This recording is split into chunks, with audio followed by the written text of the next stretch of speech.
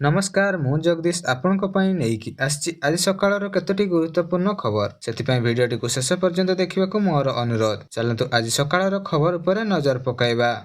आजिर प्रथम खबर ओटीटी प्रश्नपत्र लीक मामलार क्राइम ब्रांच तनाघना करी ओटीटी प्रश्नपत्र लीक मामलार क्राइम ब्रांच 6 जन को गिरफ्त करछि। एक प्रेस मीट रे क्राइम ब्रांच डीजी सूचना देई कहिसंती जे एही लीक बोर्ड रे डाटा एंट्री ऑपरेटर जितन महाराणा को जरिया रे होइतिला। तांको बैंक अकाउंट रो 2,40,000 टंका आसिथिबा प्रमाण मिलिथिबा बेले क्राइम ब्रांच डीजी आहरी कहिसंती जे एही प्रश्न लीक बालेश्वर रो कोरापुट पर्यंत व्यापिछि। एही मामलार अधिक तदंत जारी रहिते बेले अन्य संपृक्त व्यक्ति को चिन्हट कार्य चली रही। एही घटना राज्य शिक्षा व्यवस्था को स्वच्छता उपर गुरुत्व प्रश्न उठाई लोके। चलंतु नजर पकाइबा परवर्ती खबर उपरे। सुभद्रा हिताधिकारी आसिला खुशी खबर। योजनार तृतीय किस्ती टंका योग्य हिताधिकारी खाता को अगस्त 9 तारिख दिन दियाजिबो। एने उपमुख्यमंत्री प्रभाती परिडा सूचना दैछंती। एहा सह योजना लाभ पई आवेदन करी बाद पड़िथिबा 2 लाख महिला को आवेदन उपरे पुणी सर्वे करा जाय समानको मध्य योग्य हिताधिकारी को टंका प्रदान करिया सरकार। मिलिथिबा सूचना अनुसार राज्य बीजेपी सरकार महिला मानको आर्थिक विकास पई सुभद्रा योजना लागू करछंती। एही योजना अधीन एबे राज्य 1 कोटी अधिक महिला प्रति 6 मास रे 5,000 टंका पाउछंती, जहाँ राज्य महिला ମାନଙ୍କ विकास रे सहायक सरकार कहउछंती। चलंतु नजर पकाइबा परवर्ती खबर उपरे। आगामी 5 दिन पई पाणीपाग स्थिति पूर्वानुमान करी प्रेस रिलीज जारी करछि आंचलिक पाणीपाग केंद्र। मध्याह्न एवं संध्या समय राज्य अत्यंत प्रबल अति प्रबल वर्षा घड़घड़ी सह कालबैशाखी संभावना रहिछि। तेणु विभिन्न जिला को ऑरेंज येलो वार्निंग जारी करिवा सह सतर्क रहिबाकू परामर्श दैछि पाणीपाग केंद्र। जुलाई 31 तारिख अर्थात आज किछि जिला को ऑरेंज वार्निंग जारी करिवा सह सतर्क करछि पाणीपाग केंद्र। एही जिला गुड़िक होछि केन्दुझर, मयूरभंज, भद्रक। एही सब जिला गुड़िकर प्रबल अति प्रबल वर्षा सह घड़घड़ी सह झड़ पवन हबो एवं घंटा प्रति 30-40 किलोमीटर पवन बहिबो बोली सूचना आछि। सेहिपरि बालेश्वर, केन्द्रापड़ा, जाजपुर, सुंदरगढ़, अनुगुल, देवगढ़, ढेंकानाल, जगतसिंहपुर, कटक, झारसुगुड़ा, बरगढ़, संबलपुर, पुरी, खर्दा, नयगढ़, गंजाम और गजपति भली जिला को ऑरेंज वार्निंग जारी करछि पाणीपाग विभाग केंद्र। एही सब जिला गुड़िकर गोटे किंबा 2टी स्थान रे प्रबल वर्षा घड़घड़ी सह झड़ पवन हबार संभावना रहिछि। सेपटे अगस्त 1 तारिख पई मध्ये येलो वार्निंग जारी करछि पाणीपाग विभाग। मयूरभंज, केन्दुझर, सुंदरगढ़, बालेश्वर, भद्रक, जाजपुर, केन्द्रापड़ा, कटक, जगतसिंहपुर, झारसुगुड़ा, बरगढ़, संबलपुर, देवगढ़, अनुगुल, ढेंकानाल, पुरी, खर्दा, नयगढ़, गंजाम और गजपति भली गोटे किंबा 2टी स्थान रे प्रबल वर्षा और घड़घड़ी सह बिजुली सह झड़ पवन हबार संभावना रहिछि। अगस्त 2 रु अगस्त 8 तारिख जाए पाग बड़ धरणर परिवर्तन न होई पारे बोली आकलन करछि पाणीपाग विभाग केंद्र।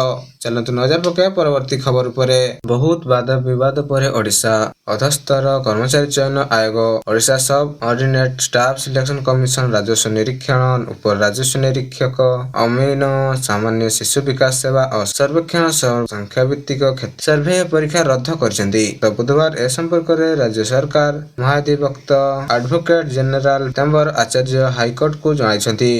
मिलिथिबा सूचना अनुसार अगस्त 1 रु सेप्टेम्बर 6 पर्यंत हेबाकथुबा मेन परीक्षा भी बातिल कर जायछि।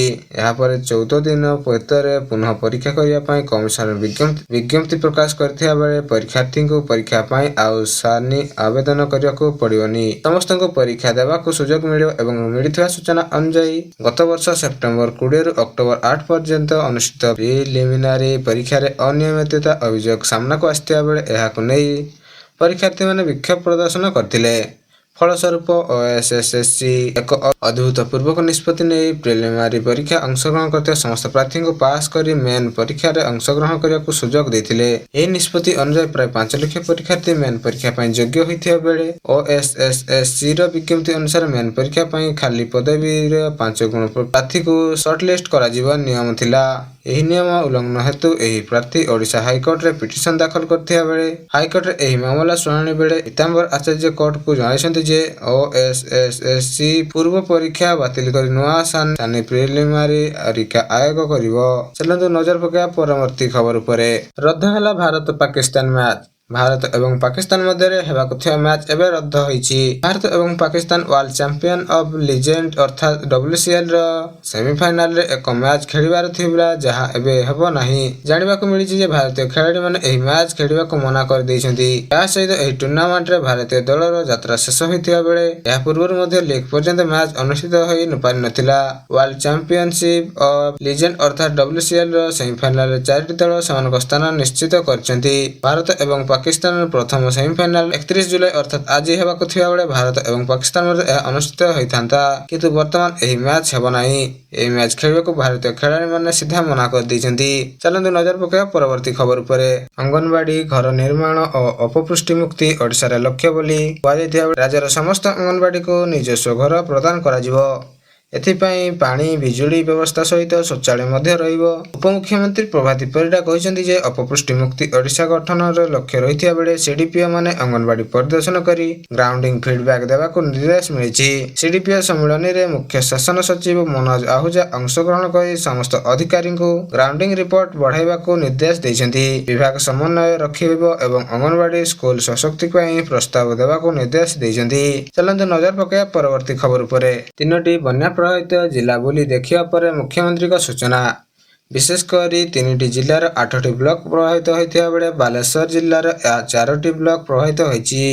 ବସ୍ତା, ବାଲିଆପାଳ, ଭୋଗରାଇ, ଜଳେଶ୍ୱର ପ୍ରଭାବିତ ହୋଇଥିବା ବେଳେ ଭଦ୍ରକ ଜିଲ୍ଲାର ଧାମନଗର ଓ ଭଣ୍ଡାରିପୋଖରୀ ବ୍ଲକ ପ୍ରଭାବିତ ହୋଇଛି।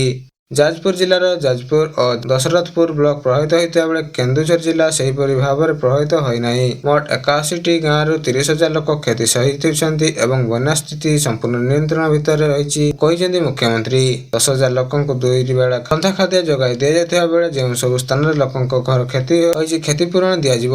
ଜିରୋ କାଜୁଆଲିଟି ସରକାରଙ୍କ ଗୁରୁତ୍ୱ ଦେଇଥିବା ବେଳେ ଏହା ସଫଳ ହୋଇଛି ବୋଲି ସୂଚନା ଆସିଛି।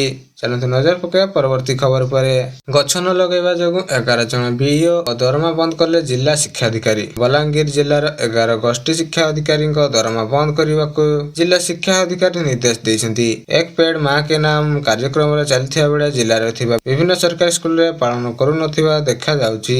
ଜିଲ୍ଲା ଶିକ୍ଷା ଅଧିକାରୀ ପ୍ରଦୀପ ନାଗ ନିର୍ଦ୍ଦେଶ ଦେଇଛନ୍ତି। ଏହି ଅଧିକାରୀ ଜୁଲାଇ ମାସରେ ଦରମା ବନ୍ଦ କରାଯାଇଥିବା ବେଳେ ପରବର୍ତ୍ତୀ ନିର୍ଦ୍ଦେଶ କିମ୍ବା କାର୍ଯ୍ୟକ୍ରମର 100% ସଫଳତା ହାସଲ ପରେ ଦରମା ପ୍ରଦାନ କରିବାକୁ ନିର୍ଦ୍ଦେଶରେ ଉଲ୍ଲେଖ ରହିଥିବା ଏକ ଚର୍ଚ୍ଚାର ବିଷୟ ପାଲଟିଛି।